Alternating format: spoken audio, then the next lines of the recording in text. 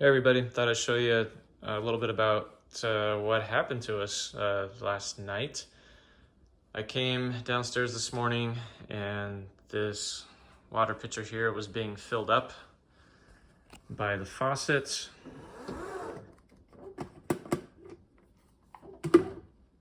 Just like that. And the faucet was turned on and it was left on all night. So the water was coming out here. A lot of it was going into the sink, which thankfully some of it went in the sink. But then, as you can imagine, a lot of it came off the counter, flooded this drawer, these cabinet areas for streaming down and down, and got onto our LVP flooring. So LVP is supposed to be waterproof, right?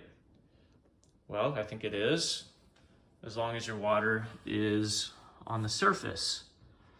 But what happens when you have water falling off the counter like we did, and up here underneath the cabinet you have just a quarter round right here, okay, which I already pulled off, but we had a quarter round here and your LVP just goes under the quarter round and the quarter round sits on top. So that means you've got space for water to get in there.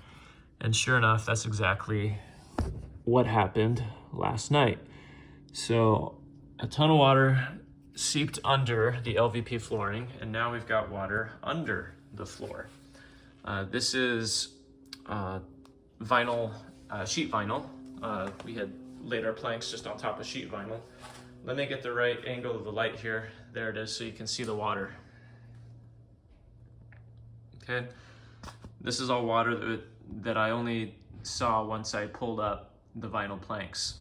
That water will continue to travel and travel and travel and make a big mess under your very otherwise dry vinyl plank flooring. So be careful of that.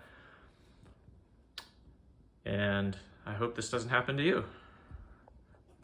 But if it does, you got to pull up these planks, and as you can see,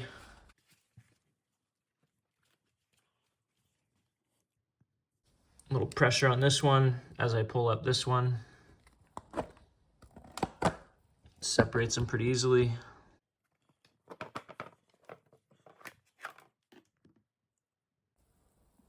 That's how wet it is. That water is just dripping off. So all the wet ones are going to be replaced. Okay, well, this has been a real mess. You can see we laid our LVP over sheet vinyl and concrete subfloor, which, by the way, it does create a little bit of a height difference, and I would not recommend that. We just kind of dealt with it. But yeah, I cleared out all that LVP because there was water under the majority of it.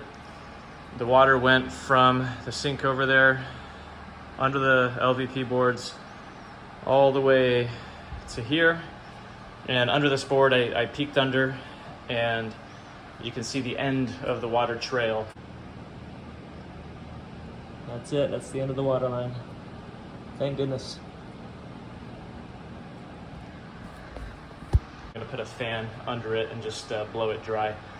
I'm removing these planks in reverse order. It's not supposed to be staggered like this. I'm removing them backwards. So it's really a hassle.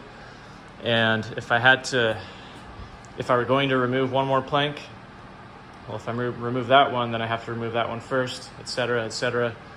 I'd be having to take out another, 6-7 boards. So easier just to prop it up and dry underneath it and move on with the day. So being that that's the end of the water line, it's not that wet underneath, and I'm okay to just leave that board. All the other ones are outside, most of them anyway. I haven't decided yet which ones I'll keep and just replace versus the ones that are just so wet. Some are just sopping wet end to end.